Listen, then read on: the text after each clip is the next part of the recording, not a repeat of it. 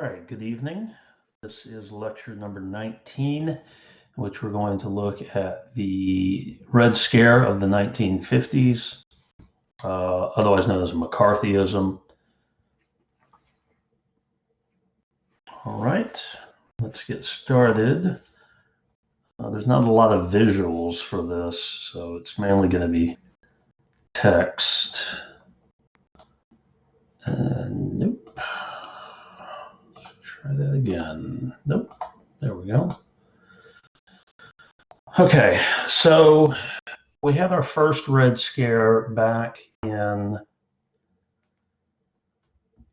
1919 to 1921. That was that whole thing with A. Mitchell Palmer and the FBI and things like that. Our second Red Scare takes place in the late 1940s and runs,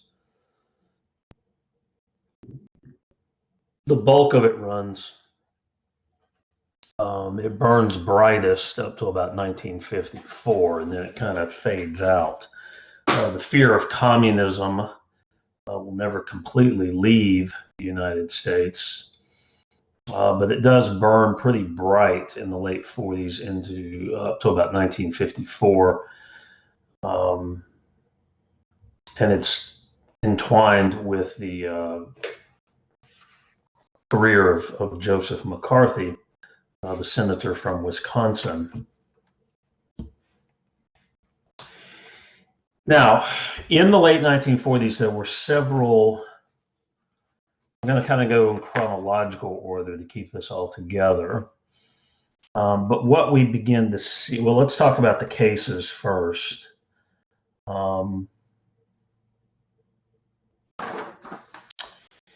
1946.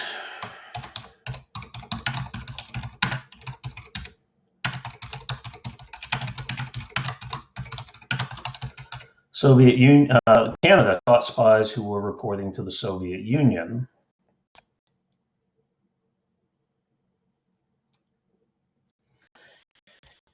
In 1947, the House on Un-American, hyphenated,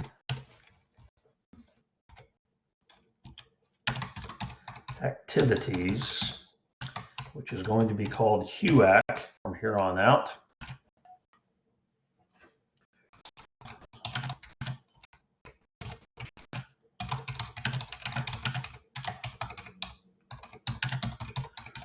Reported on the possibility of spies in the U.S.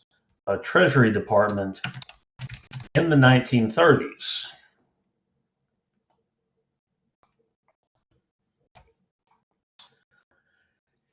In 1948 came the Alger Hiss case.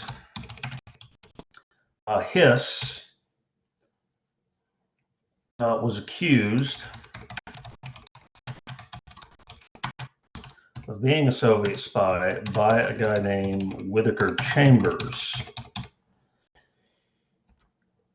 And it really, Hiss had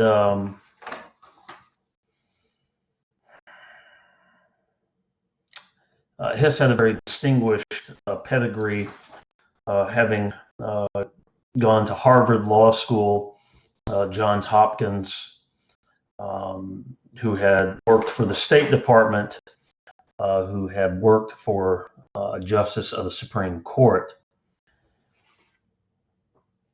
These accusations were made in a HUAC hearing, unlikely to stick.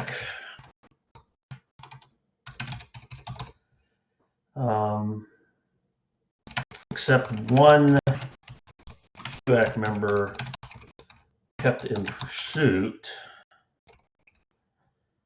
and that was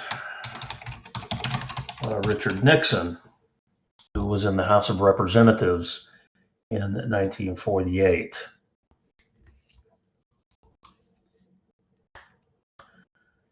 Hiss was never convicted of espionage, He was, however, convicted of perjury, which drew about a 5-year prison sentence.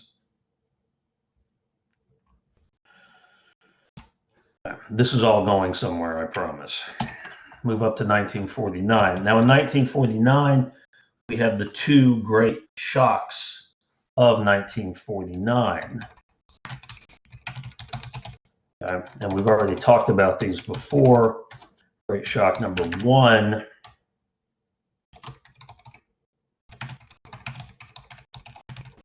is that the Soviets get an atomic bomb.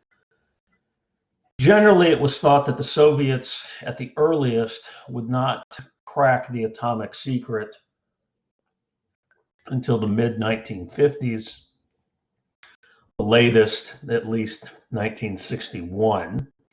So again, they're coming in anywhere from 6 to 12 years ahead of schedule. Great shock number two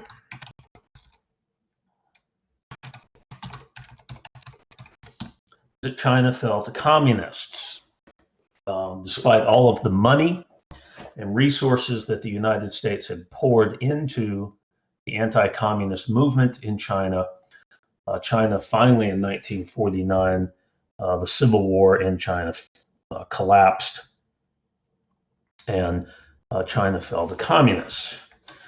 Other things that happened that year was the Klaus Fuchs espionage conviction.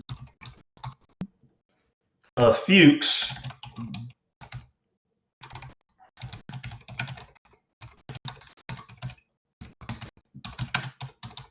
had indeed worked on the Manhattan Project and had been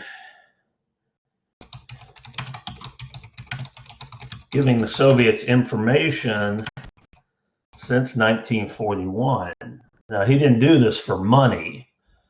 He did this because he did not think it right that the United States be the only nation with the atomic bomb. He was eventually caught, in fact, in Britain,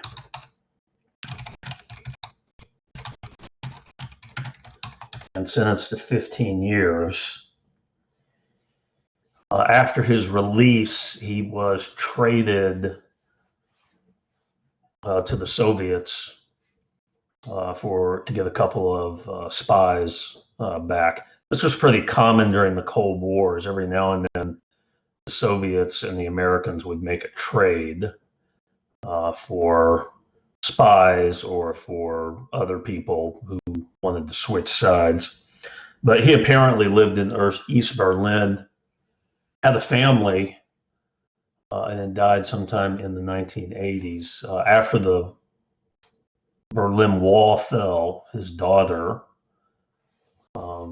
he had gotten married after going to the other side and had a daughter, and she kind of filled in the gaps in her father the last 20 or so years of his life in Berlin. He was caught in Britain, not the United States, so he was only sentenced to prison. But in 1950, two Americans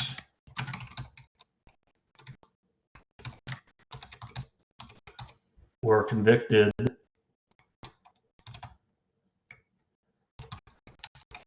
as atomic spies and were executed in 1953.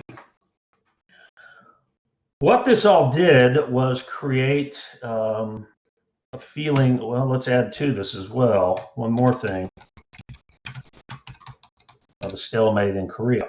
So what this all did was create a feeling that the United States was riddled with spies. There were spies passing nuclear secrets to the Soviet Union. We see that back here in 1946. We see it in 1948. Alger Hiss, by the way, did turn out to be a spy. We see it with Klaus Fuchs. We see it with the Rosenbergs.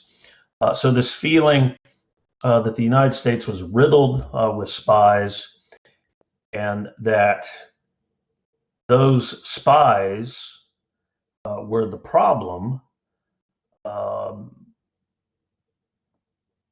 as to why the United States appeared to be losing the Cold War, that there were spies inside and outside of government were working for the Soviet Union. And many Americans came to believe this, and we continue to believe it for decades on end.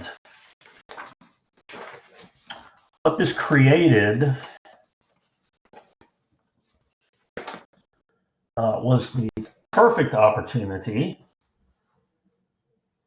for someone like Joe McCarthy to get involved. Senator McCarthy,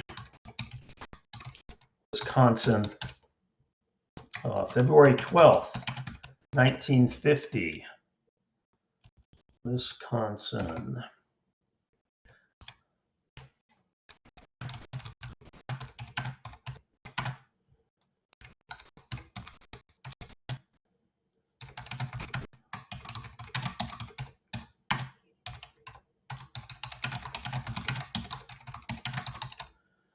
He made these charges in a speech on February 12th, 1950, that there were 205 employees who were members of the Communist Party who were spying for the Soviet Union. Over the next 4.5 years, McCarthy would repeat these charges. The numbers, though, were never the same. Sometimes it was 57 known communists. Sometimes it was 4 known communists. Sometimes it was 81 communists. Most of the names being given to McCarthy were from FBI files who had been cleared by the FBI already. These were people that the FBI had already investigated and had decided that they were not really a threat. You have to remember, a lot of people in the 1930s joined the communist or socialist parties in the United States. You remember, that's back in the Great Depression. A lot of people were interested in hearing about other political philosophies. Don't forget, we had a Nazi party in the United States in the 1930s, okay? Strangely enough, none of those guys are ever dragged up by McCarthy.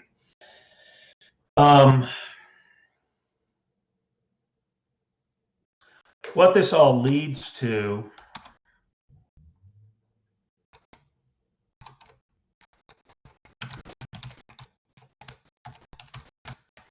something called the politics of anti-communism.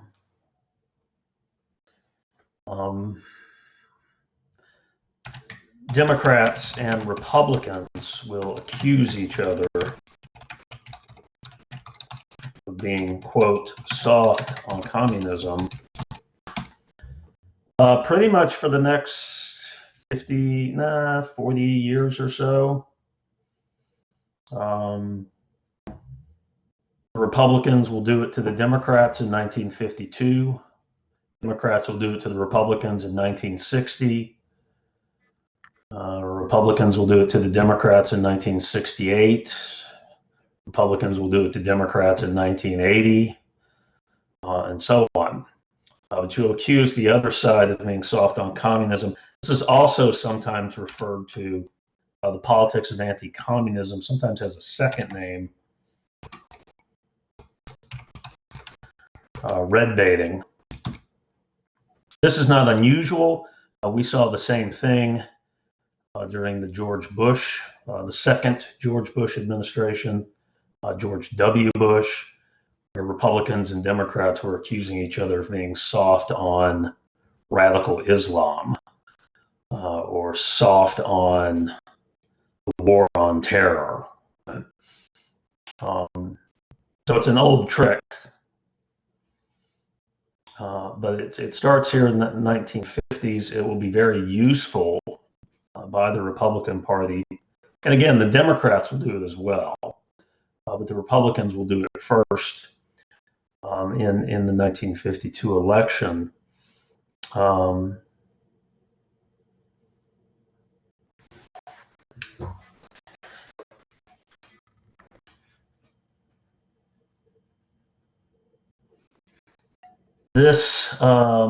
Let me finish with McCarthy, and we're going to spring ahead a couple of years. Look, the McCarthy hearings really never found anything. Most of it was smearing people by innuendo.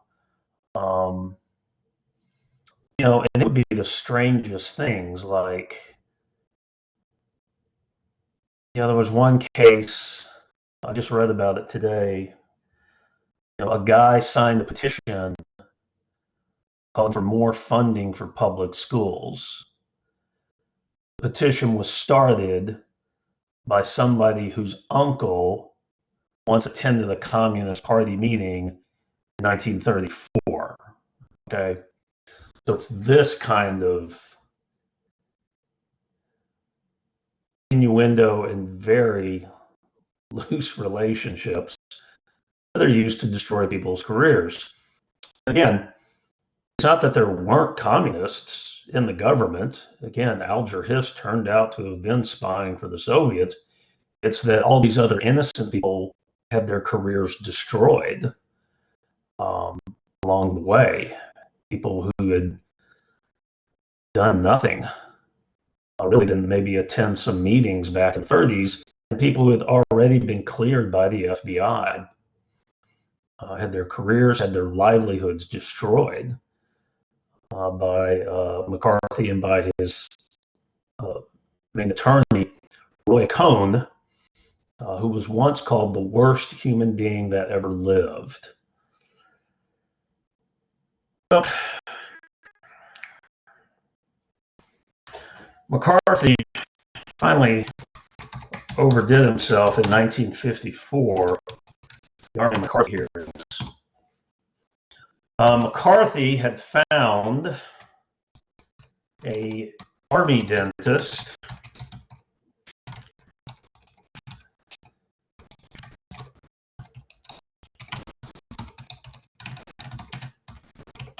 in the 1930s, attended communism in the 1930s.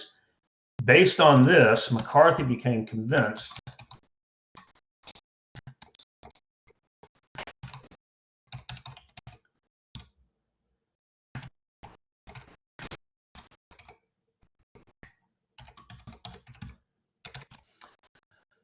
the entire army was riddled with communists, including George Marshall. And George Marshall had been the architect of America's victory in World War II.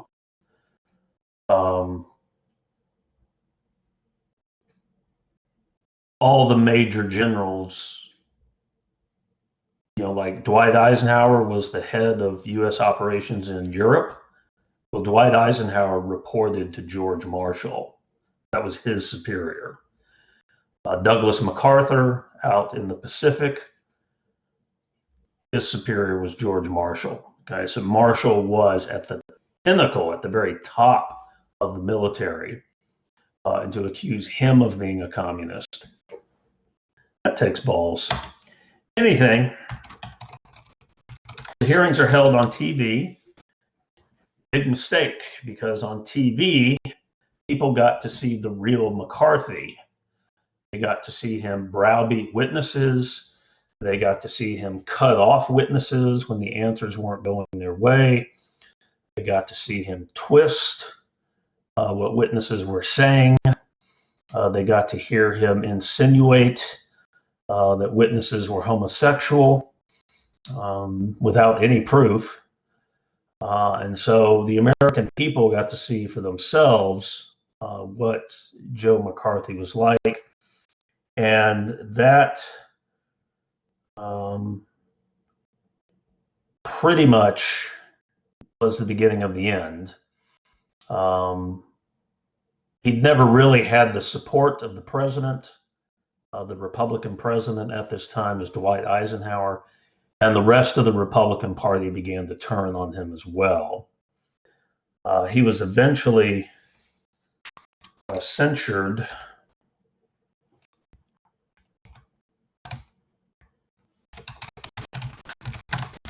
by the Senate in 1954 and eventually died in 1957 of cirrhosis, brought about by a lifetime of heavy drinking, even by Wisconsin standards. But his ghost will hang over American politics for several years. The long-term effects of McCarthyism is what it does to political debate in this country. What it does is it simply narrows the range of political debate. Later on in the 1950s, by way of just giving you an example, and what I mean here by narrowing the range of political debate, if someone has ideas that are outside the mainstream, you can simply try to shut them down by calling them a communist. For instance, later on in the 1950s, the Supreme Court will order that schools be desegregated. That will be accused of communism. The whole civil rights movement will be accused of being run by communists. And so again, it gets to this point where if there's a political debate you don't like, if you can try to get it labeled as communist, you can try to get it shut down. And so that's really going to narrow, particularly over the next 10 to 15 years, the range of political debate and military debate. Anti-Vietnam War, labeled as a communist movement. Busing, which we may or may not get to in the 1970s, labeled as a communist movement. The Anti-Nuclear Weapons Committee for Nuclear Disarmament, labeled as a communist thing in order to try to shut down having a meaningful debate about the role of nuclear weapons. So Joe McCarthy may be dead in 1957, but his ghost is going to, or his corpse will continue to stink up American politics for several more years.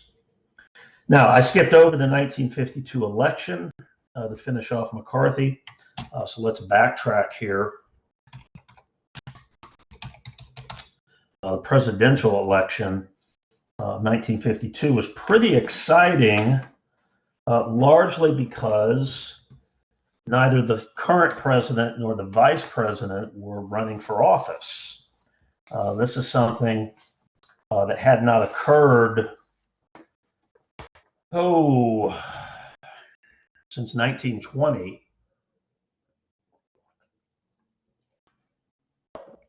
1928. Did not occur since 1928. The Herbert Hoover Al Smith competition. The Democrats, well, let's talk about President Truman. At this point, Harry Truman, the Democratic president, decides not to run. There are several reasons why.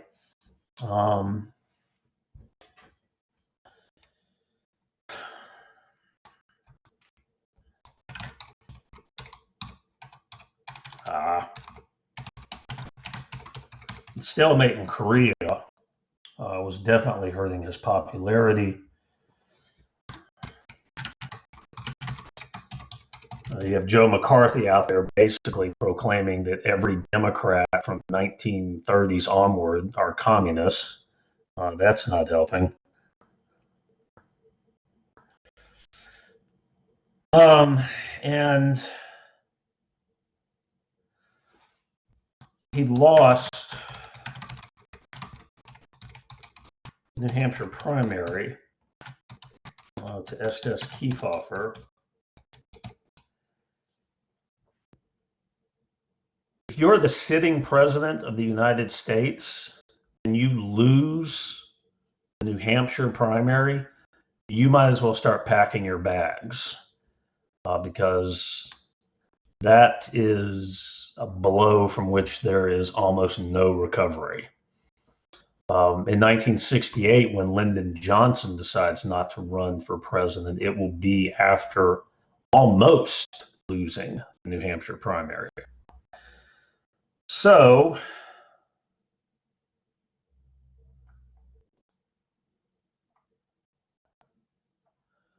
McCarthy decides to pack it in. I'm sorry, not McCarthy, Truman. Truman decides to pack it in. And so that leaves a pretty wide open contest for the Democrats. Now, Estes Kefauver was very popular.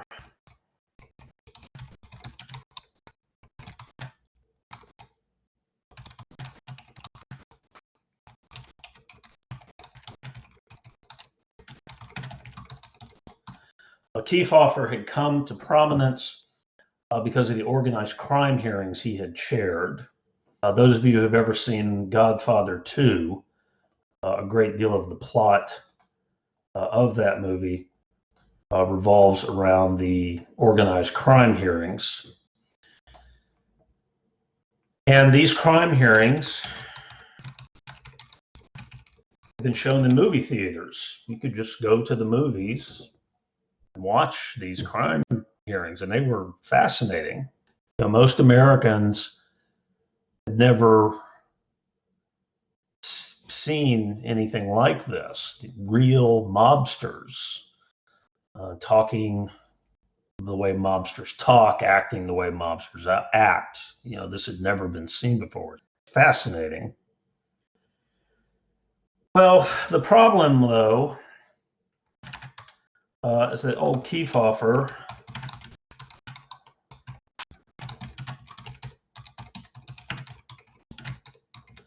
is not popular with the Democratic Party bosses. And the reason for that is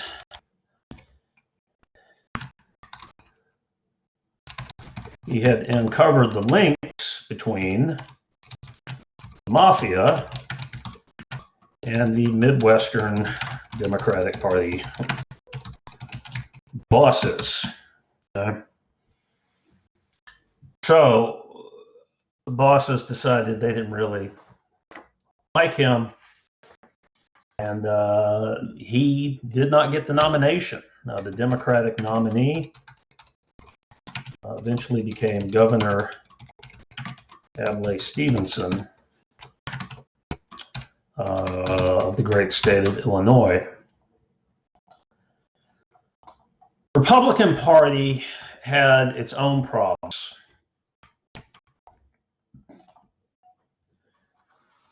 Basically, there were two wings of the Republican Party that had come into existence now.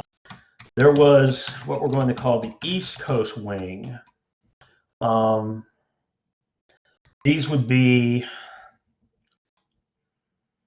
I hate to call them liberal Republicans, but I can't think of another name.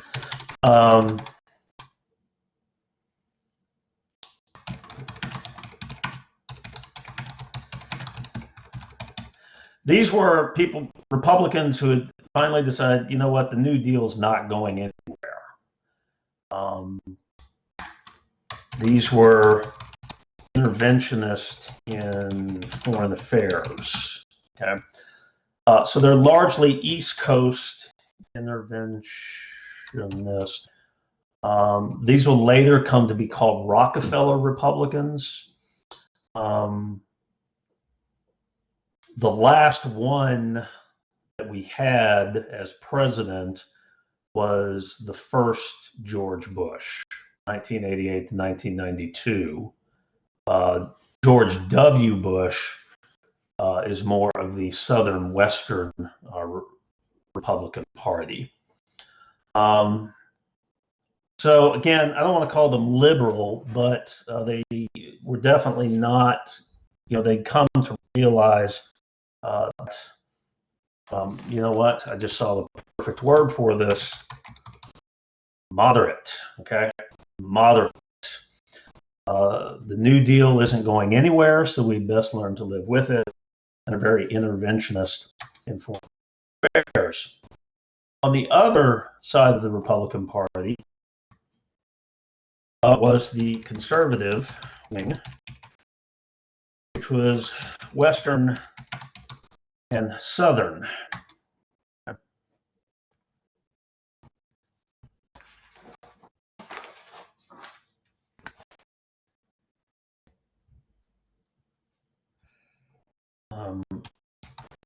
They are much in favor of getting rid of the New Deal. They are isolationists in terms of their foreign policy.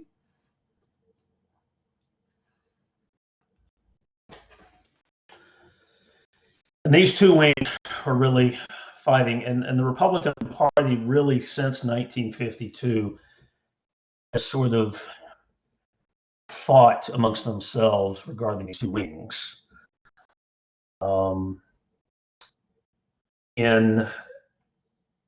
To give away, 1952, this wing is going to get the nomination, but in 1960 and 64, it'll be this wing.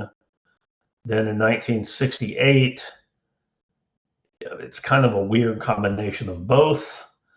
1976, 1980, 1988, 2000. We saw this in 2016. We saw people like Jeb Bush, who are more in line with this wing, versus people like did Newt Gingrich run? I think he did. Newt Gingrich, or your I'm not sure where to put Trump on this spectrum.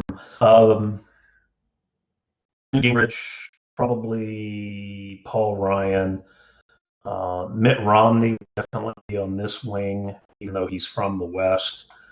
So again, it's a war the Republican Party has been fighting for quite some time between its conservative wing and its East Coast wing.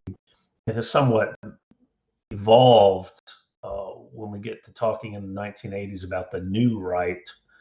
It'll sort of be a strange amalgamation of these two wings together, but we're getting ahead. Anyway, these two groups fought all the way to the convention floor.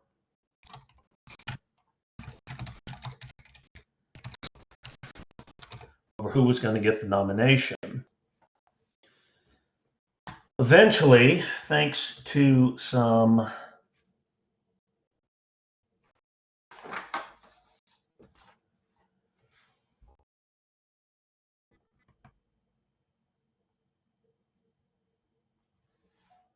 look, there are rules at the convention, and if you have the rules, then you have an advantage over your. And the East Coast wing understood the rules a lot better than the conservative wing. So the moderate nomination, the moderate Republican,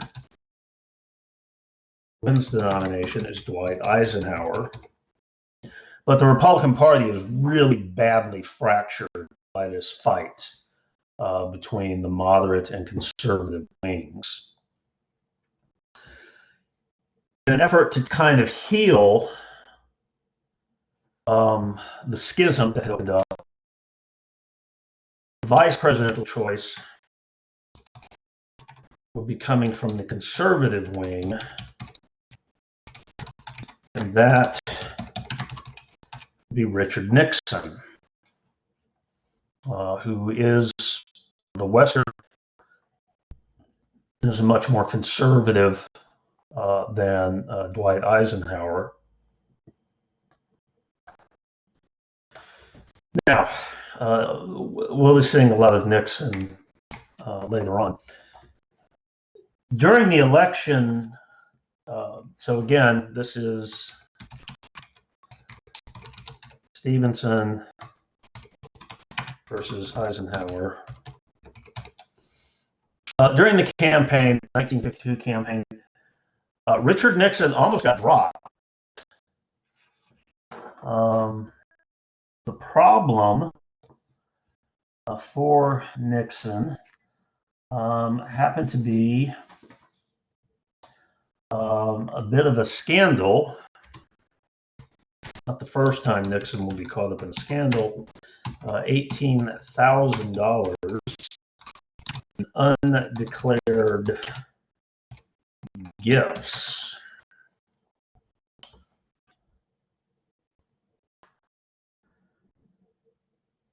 Now, in reality,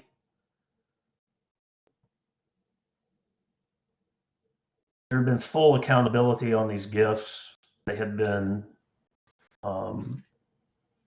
registered the way that you're supposed to register money when you donate it to a political candidate.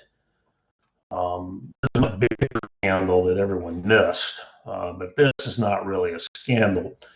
But it does put Nixon on the defensive because Nixon had been talking about all the crooks in the Democratic Party, and now Nixon is suddenly on the fence here about his own finances. And he almost got dropped. What saved Nixon's career was the Checker speech. Nixon went on TV, live television, and talked about his financial status. He talked about how much debt he had, how much money he made, what his investments were, the kind of thing we expect presidential candidates to do. Nixon did it in 52 to save himself. He talked about how his wife did not have a fur coat. She had a good old-fashioned Republican cloth coat. And the name Checkers, actual name, is a dog named Checkers that had been given to the Nixon family.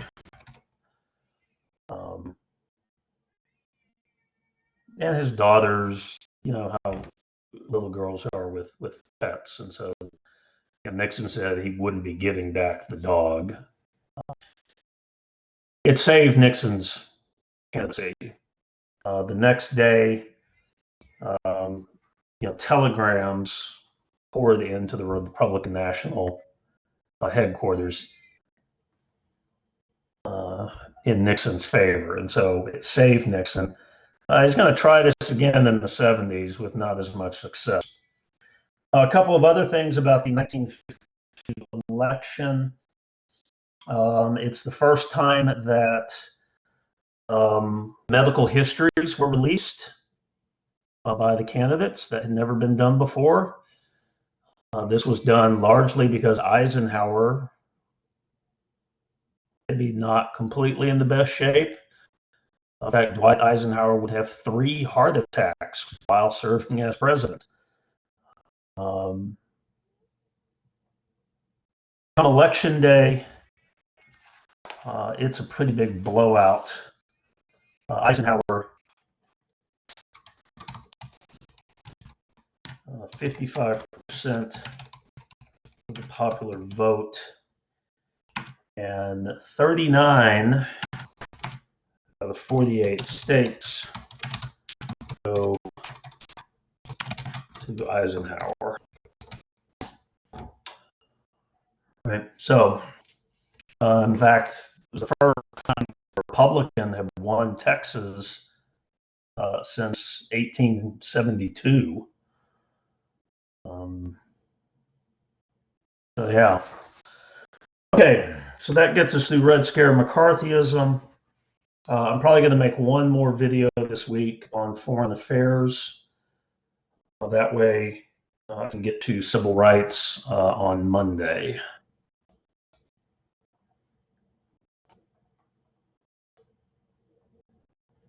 Hopefully this video actually worked and I don't have to redo it again. All right, so probably Friday or Saturday, I'll cover the CIA stuff, Foreign Affairs 1950s, and we'll take a little trip to Iran and another little trip to Guatemala. All righty. I'll see you all later.